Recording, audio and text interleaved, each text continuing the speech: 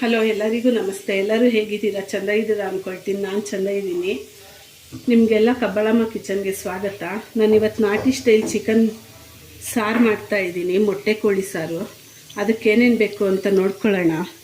ಒಂದು 4 ಈರುಳ್ಳಿ ತೊಗೊಂಡಿದ್ದೀನಿ, 4 ಟೊಮೆಟೊ ತೊಗೊಂಡಿದ್ದೀನಿ, ಒಂದು ಸ್ವಲ್ಪ ಮೆಣಸಿನ್ಕಾಯಿ, ಹಸಿಮೆಣ್ಸಿನ್ಕಾಯಿ ಒಂದೆರಡು, ಬ್ಯಾಡಗೆ ಮೆಣಸಿನ್ಕಾಯಿ ಒಂದು 6 ತೊಗೊಂಡಿದ್ದೀನಿ, ಕೊತ್ತಂಬರಿ ತೊಗೊಂಡಿದ್ದೀನಿ, ಸ್ವಲ್ಪ ಮೆಣಸು, ಚಕ್ಕೆ ಲವಂಗ, ಸ್ವಲ್ಪ ಶುಂಠಿ, ಒಂದು 3 ಗೆಡ್ಡೆ ಬೆಳ್ಳುಳ್ಳಿ, ಒಂದು ಸ್ವಲ್ಪ ತೆಂಗಿನಕಾಯಿ, ಒಂದು ಸ್ವಲ್ಪ ಧನಿಯಾ ತೊಗೊಂಡಿದ್ದೀನಿ. ಈಗ ಇದನ್ನೆಲ್ಲ ಎಣ್ಣೆನಲ್ಲಿ ಚೆಂದಾಗಿ ಫ್ರೈ ಮಾಡ್ಕೊಳ್ಳೋಣ. ನೀವು ಫ್ರೈ ಮಾಡ್ಕೊಂಡು ಸಾರು ಮಾಡೋದ್ರಿಂದ ತುಂಬ ರುಚಿ ಬರುತ್ತೆ.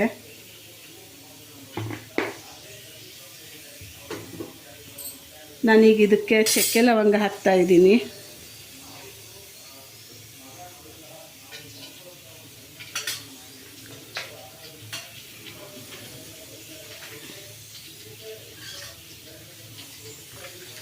ಈರುಳ್ಳಿ,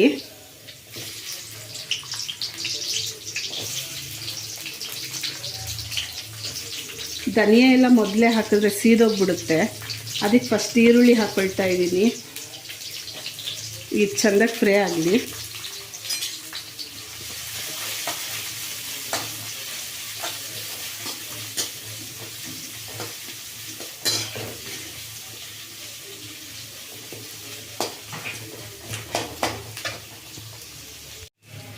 ಈಗ ಈರುಳ್ಳಿ ಚೆಂದಾಗಿ ಫ್ರೈ ಆಗಿದೆ. ಧನಿಯಾ ಹಾಕ್ಕೊಳ್ತಾ ಇದ್ದೀನಿ.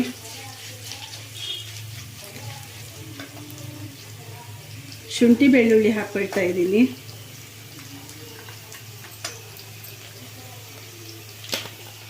ಮೆಣಸಿನ್ಕಾಯಿ, ಮೆಣಸು ಇಷ್ಟು ಹಾಕ್ಕೊಂಡು ಇನ್ನು ಸ್ವಲ್ಪ ಹುರಿಯೋಣ.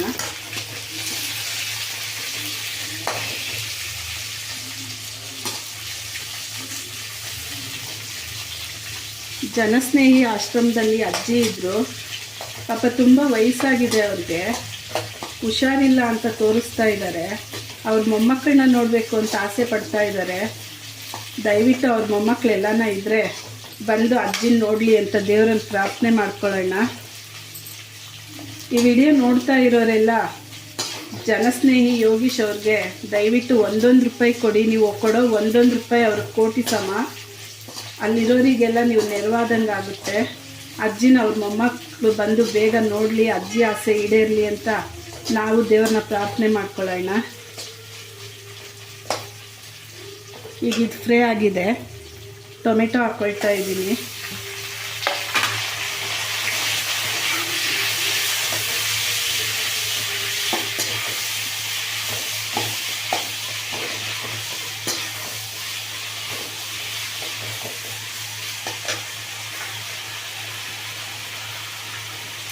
ಕೊತ್ತಂಬರಿ,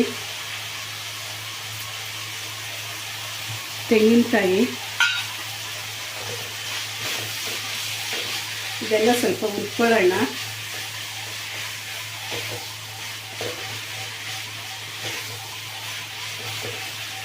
ನಮ್ಮ ಮನೇಲಿ ಸ್ವಲ್ಪ ಚಿಕನ್ ಜಾಸ್ತಿ ತಂದುಬಿಟ್ರು ಅಂಥೇಳಿ ಸ್ವಲ್ಪ ಮಾಡಿ ಇನ್ನು ಸ್ವಲ್ಪ ತೆಗೆದಿಟ್ಟಿದ್ದೆ. ನಾನು ಹಾಗೆ ಇಡಲಿಲ್ಲ, ಅದನ್ನು ಸ್ವಲ್ಪ ಉಪ್ಪು, ಎಣ್ಣೆ, ಅರಿಶಿನ ಹಾಕಿ ಬೇಯಿಸಿಟ್ಟಿದ್ದೆ. ಹಾಗೆ ಇಟ್ಟರೆ ಫ್ರಿಡ್ಜಲ್ಲಿ ಚೆಂದಾಗಿರಲ್ಲ ಅಂಥೇಳಿ ಈಗ ಅದನ್ನು ತೆಗೆದಿದ್ದೀನಿ ಹೊರಗೆ.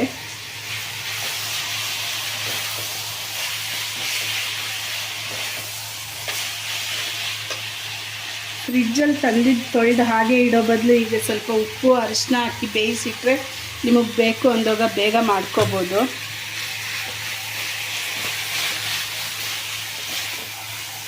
ಇದೆಲ್ಲ ಚೆಂದಾಗಿ ಫ್ರೈ ಆಗಲಿ. ತುಂಬ ಚೆಂದಾಗಿರುತ್ತೆ, ನಾಟಿ ಸ್ಟೈಲು. ಹೊಟ್ಟೆ ತುಂಬ ನೀವು ಊಟ ಮಾಡ್ಬೋದು.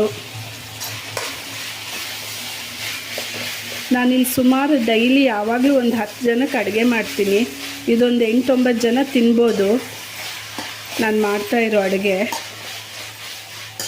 ನೀವು ಮನೇಲಿ ಮಾಡ್ಕೊಂಡು ಊಟ ಮಾಡಿ.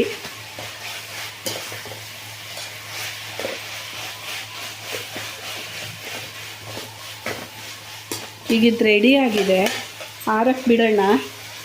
ನಾನಿಲ್ಲಿ ಬೇಯಿಸಿಟ್ಕೊಂಡಿರೋ ಚಿಕನ್ ಬಿಸಿಗೆ ಇಡ್ತಾ ಇದ್ದೀನಿ.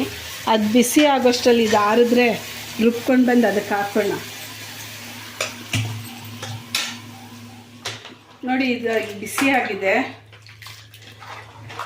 ನಾನು ಮಸಾಲೆ ರುಬ್ಕೊಂಡು ಬಂದಿದ್ದೀನಿ, ಇದಕ್ಕೆ ಹಾಕ್ಕೊಳ್ತಾ ಇದ್ದೀನಿ.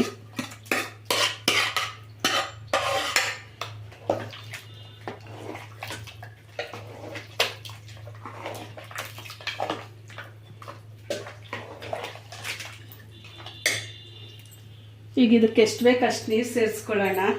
ನಾನು ಮಿಕ್ಸಿ ಬಟ್ಲು ತೊಳೆದು ನೀರು ಸೇರಿಸ್ಕೊಳ್ತೀನಿ.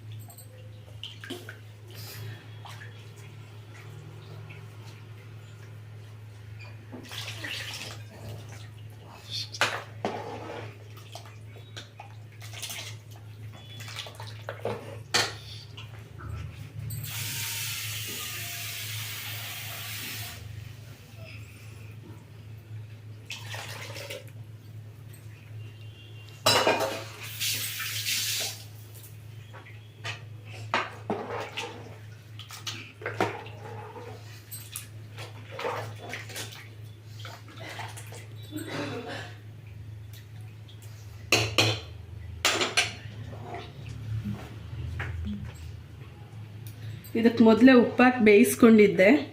ಈಗ ಮಸಾಲೆ ಹಾಕಿರೋದ್ರಿಂದ ಆ ಮಸಾಲೆಗೆ ಎಷ್ಟು ಬೇಕೋ ಅಷ್ಟು ಮಾತ್ರ ಉಪ್ಪು ಹಾಕ್ಕೊಳ್ಳೋಣ.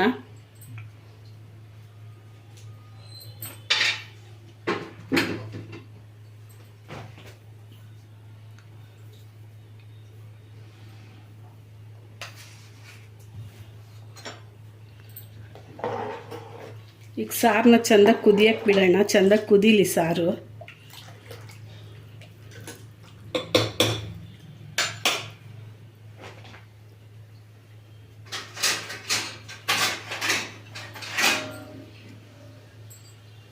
ಈಗ ಮುಚ್ಚುತ್ತಾ ಇದ್ದೀನಿ. ಸಾರು ಚೆಂದಾಗಿ ಬಿಸಿ ಆಗಲಿ. ನೋಡಿ ಈಗ ಚೆಂದಾಗಿ ಕುದೀತಾ ಇದೆ. ಇದು ಘಮ್ ಅಂತ ಇದೆ, ನಾಟಿ ಸ್ಟೈಲು. ಈಗ ಇದನ್ನು ಆಫ್ ಮಾಡ್ಕೊಬಿಡ್ತೀನಿ.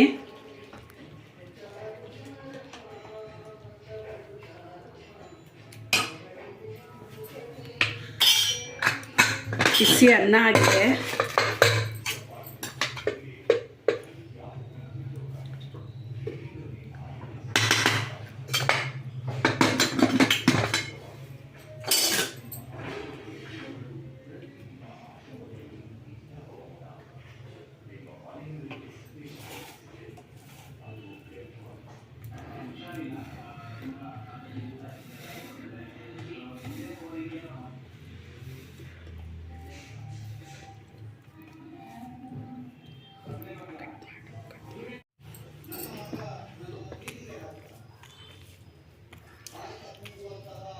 ನೋಡಿ ಬಿಸಿ ಅನ್ನ ಸಾರು. ತುಂಬ ಚೆಂದ ಇದೆ. ಚಿಕನ್ ನೋಡಿ ಎಷ್ಟು ಚೆಂದಾಗಿ ಬೆಂದಿದೆ.